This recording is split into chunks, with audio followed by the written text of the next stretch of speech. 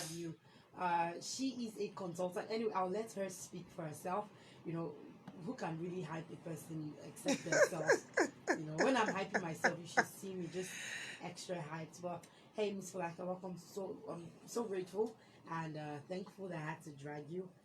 And welcome to Life Stories. Thank you so much, Phoebe. Thank Okay. you for having me. I'm excited. Okay, so let's get to the business of the day. So I like to start from the beginning. Tell us about your childhood. Okay, my name is Folake Agumbiade. Like you said earlier, I'm a management consultant, Okay. a human resource consultant, Okay. the author of the book Customer Seduction. I'm a life coach, Seduction. and I talk for a living. I'm a Oh. teens mentor as well, so Oh, nice, nice. I wear quite a bit of caps. So let's just say where I am today is it's all about where I started from. Okay. It's all about where I started from. And where I started from was as a child. I think I wrote about this. Strangely, I wrote about this earlier in the year. I put up a post where a friend of mine saw one of my live videos and referred to how I had become. And, he was chatting me up early in the morning. He said, I'm not shocked where you are today. Mm-hmm. Because way back in school, you used to make every noisemaker list. I was so embarrassed listening to that. When he said, I'm not shocked where you are right now, I was like, so what are you talking about? I knew what he was talking about, but I wanted him to go into the story himself. And uh, I was that awkward teenager. Okay. I was taller than my peers. Let's start from childhood.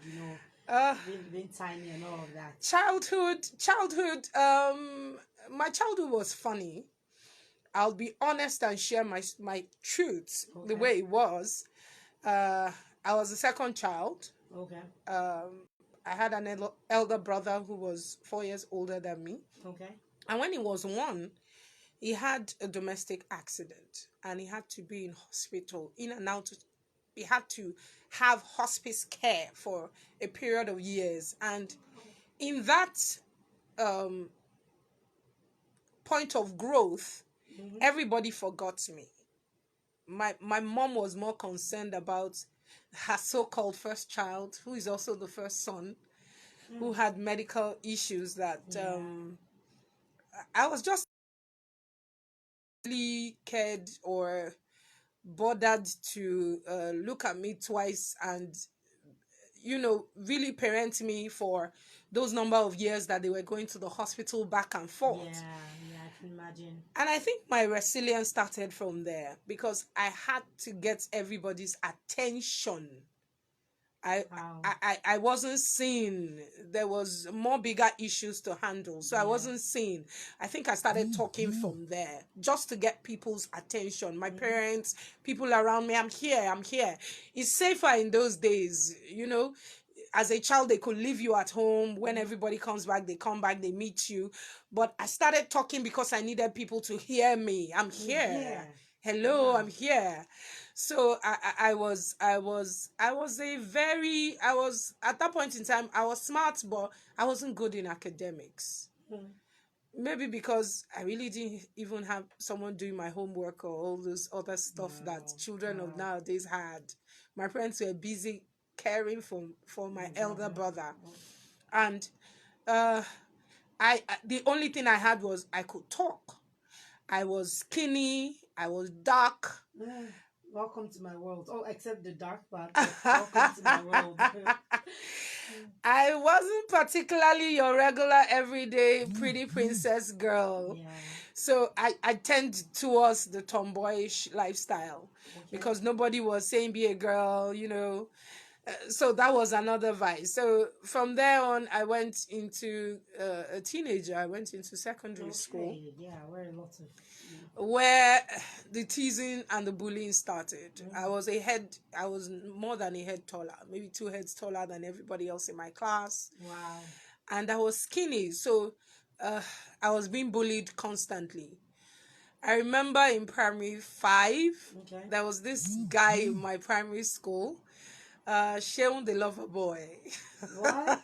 Primary five. Yes, primary The 5. lover boy. I think my not wanting to celebrate Valentine's Day. I'm not a great fan of Valentine's Day. I believe you can always celebrate Valentine's Day any day. There doesn't have to be a special day to celebrate Valentine's Yeah, Day. I agree But I with you. think now thinking back, being a psychologist and all that, I didn't mention that in part of my introduction. So many caps. I'm a trained psychologist. Thinking back, I think my aversion for Valentine's Day started from primary 5. And he I came want to to hear that school. story. He Okay? came to school with a gift for every girl in the class except me. Wow. Yes, Any particular reason? I was ugly, according to him. You know, this bullying of a thing. Wow. I can laugh about it, but I remember not wanting to go back to school for days. I actually faked being ill to avoid going back to school Wow. because I was that embarrassed. He had a card for every girl in class except me. Sheon the lover boy. Sheon the Lover Boy. I even remember his surname. I'll spare him on radio. I wish you could come see the pretty swan that I've grown into. Oh my. And that alone just made me start bending. I started bending, literally bending. I started slouching because I felt, oh, it's because I'm so tall. That's why I'm so awkward. Everybody else is a foot or 2 foot taller, shorter than me. They have the dainty look. And I was looking for acceptance in all the wrong places. Yeah. And my parents, amazing parents. My dad is quite something else. My dad is my hero. Wow. He I still remember him saying he's the source of my self-confidence, actually, because the way moms can be. Yeah. My dad extra. my dad wasn't so particular about every report card I took home in secondary school. Always had, she could do better if only she would talk less. She could do better. She's a talkative. If she talked less, I would have okay grades and maybe fail maths because I never liked maths. Oh, this is me waving Hello. my hands and saying I can certainly relate. Till now is money mathematics. I know. Leave That's it the at only that. way- That's the only way I can calculate. Thankfully, my kids are very smart in maths, so Nice. let's just say they didn't pick my genes in that area. Okay. So, my mom was always angry with me. Can't you just stop talking? And my dad would be like, come and sit down and talk. Come and take Costa biscuits and talk. And my dad used to let me freely express myself. My mom felt, oh, you're a lady. Ladies are not meant to be heard. You shouldn't be that loud. You shouldn't be that expressive. I remember the word loud. Yes, loud. Yes, it was always, you are loud. And my dad was loud. And we used to have a blast. I was the only one that could talk to my loud dad in my house. He screams, I scream. I remember getting married and my husband used to say, I don't know how you people shout in your house, but he don't shout here. Because he just felt, that was just how I grew up. You say what's on your mind and you move on. Everybody else fall into line. And my father was okay with it. My mom not so much, but fast forward to leaving secondary school. Okay. I wanted to read law. Okay. I really, really wanted to read law. I felt, all this talking, it would be nice to be a lawyer. Since my mom says I can argue for Africa. Africa and the neighboring continent. I'm telling you. So I wanted to read law, and I even went back to read literature in English to read law. Lo and behold, the year I finally got an admission for law, I got to the school of my choice and they said they had revised their entry policy that you needed mathematics to read law. Wow. And I wailed like a child. I was like, no, I want to read law. And they said, okay, we can't give you law, but we'll give you psychology. So I was like, psychology? What's that? So I sat down and just did some research and said, okay, it looks like what will be good for me. And I went into the psychology department. And strangely, I was thriving. I was thriving in my own space. At that point in time, I found faith. Okay. I found faith in school. And somewhere inside of me, I just began to know that I was more than my inadequacies or what people viewed as my inadequacies. Mm. And I began to stuff myself with knowledge. I began to tell myself, if you're going to talk, you had better make sense. Okay, so understanding this, yeah, this is you being a child, wanted to get your attention from your family because Yeah. you were more or less being neglected. Yes. And then this is you getting to school and everything, and then there's a lot of bullying, and then, confidence is just being sapped from Of you because course. of Of everything that is course. Of happening. course. And then this is you coming to yours, getting to the university, and then deciding, okay, for me to be able to sound well, for people to hear me out, I have to be knowledgeable. I have to be knowledgeable. Okay, you know what we'll do? We'll take a really short break. Okay. Take a breather, and when we come back, you would just take us through the rest of the story. And I really cannot wait for people to hear the end of it. If you're just tuning in, this is BFM 106.3, The Power of Talk. My name is Phoebe Ashemode, and this is Life Stories, where we talk about real life experiences for your inspiration. It's 22 minutes past 8 p.m. We'll go on a short break now. Do not go anywhere.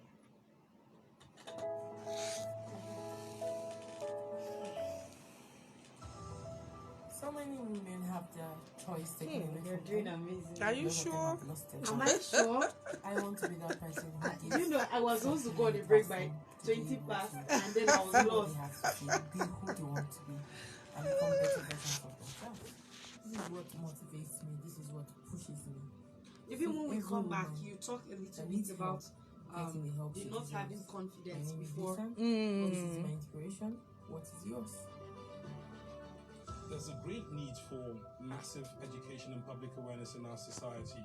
Many people make uninformed decisions and choices, and that's one of the reasons why I consider my job to be very, very important. I believe that many problems are avoidable if only we were better informed as a people. I'm passionate about doing all I can to try to explain what's actually going on to people. That's what drives me in my job. My name is Cameron Apollo, and that's my inspiration. Studio line.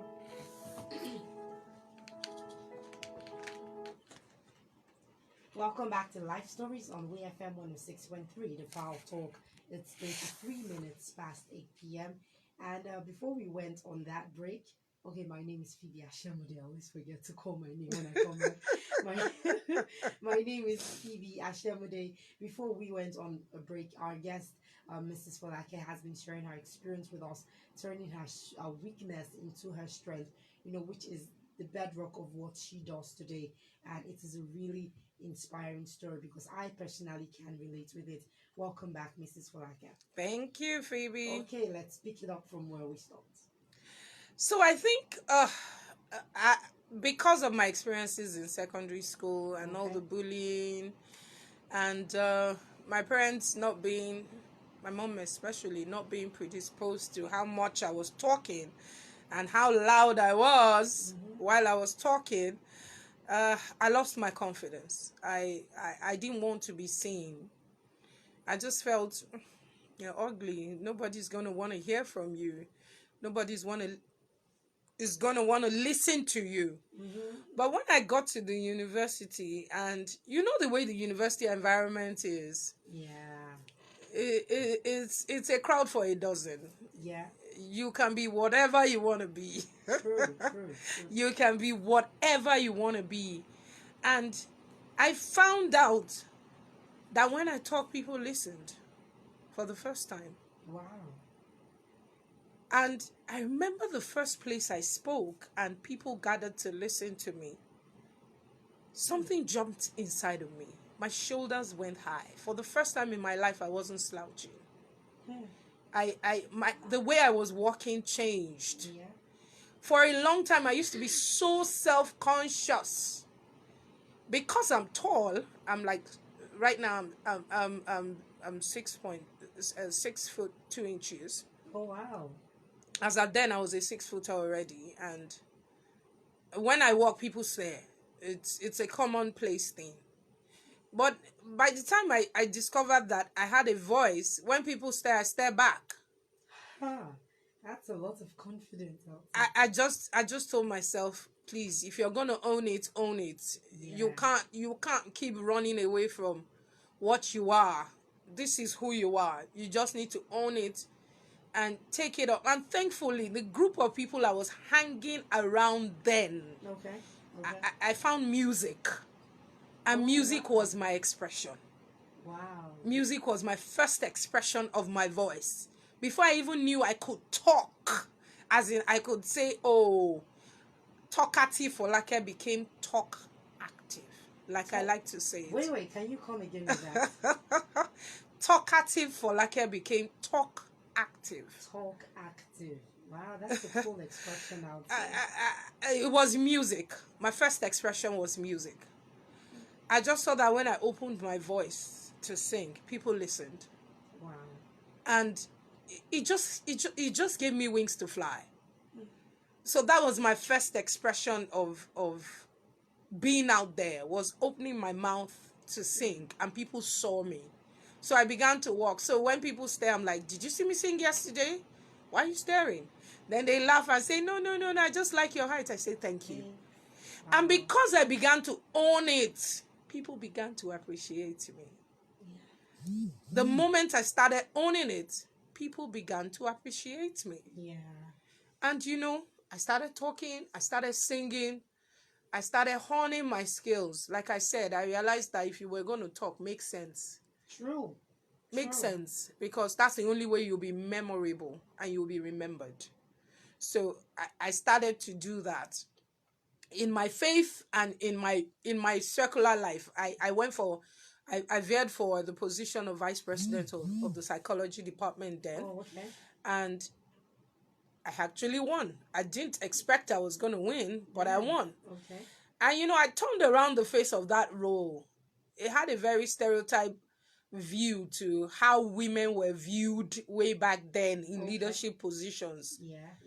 But as fate will have it, my president then was quite quiet. So I was the vocal person out of the two of us. Is it that particular thing is being done on purpose? Because I've noticed that a lot of president vice, the combinations. So one is proactive. The Yes, other is laid back. the other is laid back. Wow.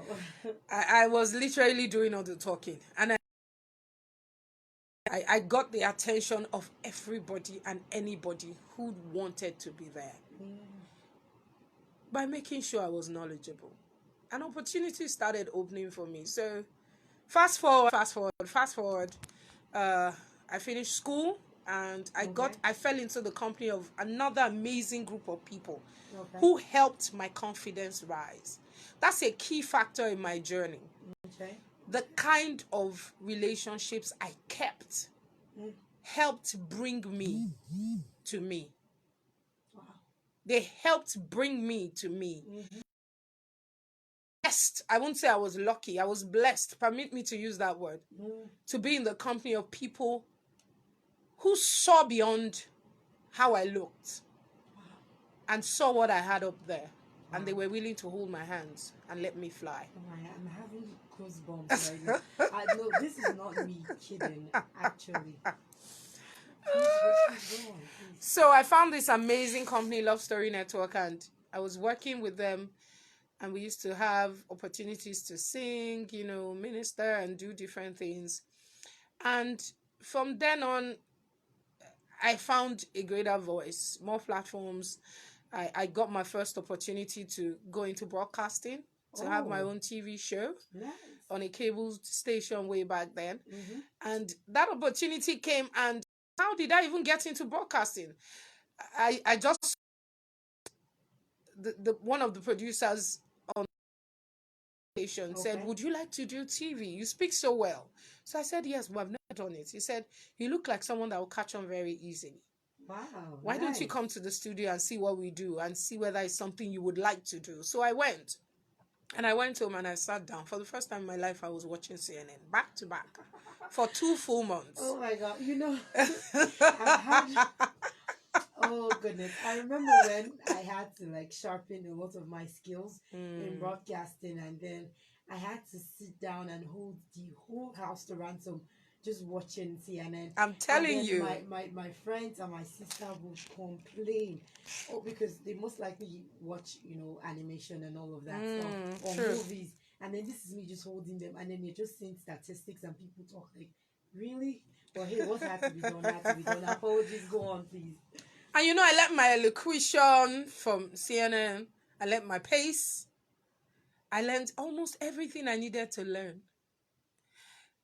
I think at that point in time, I had realized that you can be self-taught in anything you want to be in life if you set your mind to it. Yeah, I agree with you. The internet has huge resource that can teach you to become anything. The only limiting factor is yourself and the discipline you have to do the work, because nobody else will do the work for you. You have to do the work. And my producer said, tell all your family members to call in. It's a live show. Nobody will probably call. I told my dad, I told my brother, I told my mom. And I hit the studio with my first guest.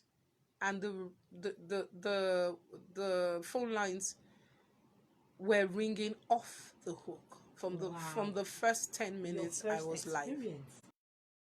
Wow. We had close to 15 callers that day. I got home and I was so excited, expecting my parents to give me feedback how it went. My mom said she was in the kitchen cooking. My dad said he was asleep. Wow. And I was like, no, I'm going to do this thing myself. I don't need anybody to encourage me. And broadcasting life started from there.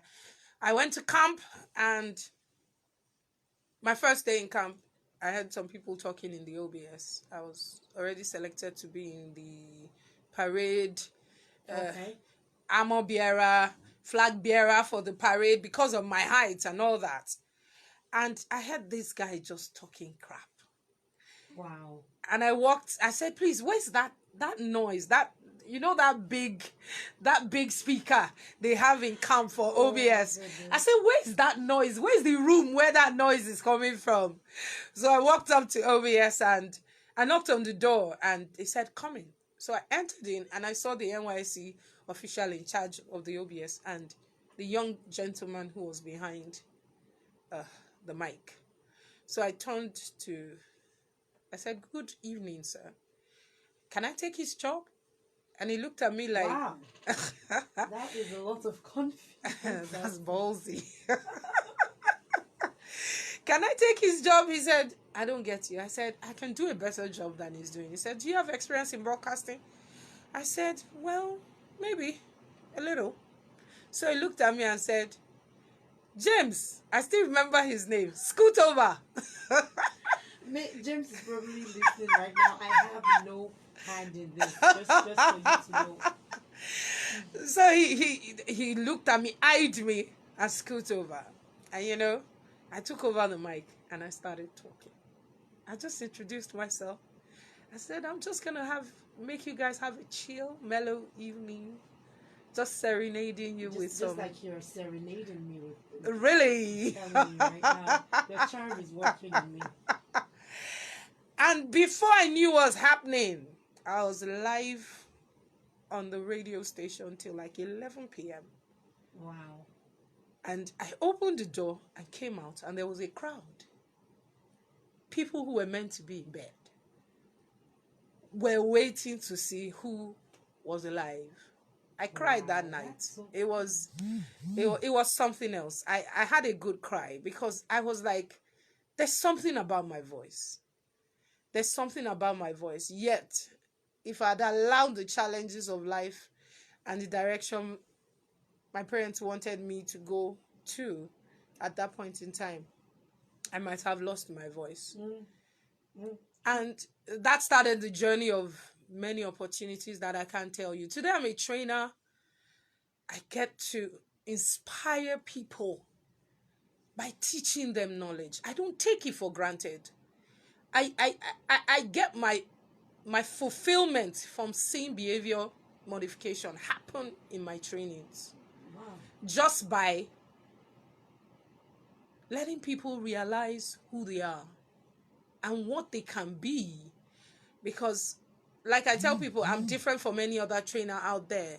Maybe because of my background in psychology. So I know how to get into people's heads. Yeah, you psychology people do like that. My dad actually is a psychologist, and Yeah, we got skills like that. I can remember vividly that we did not used to lie to my siblings and I.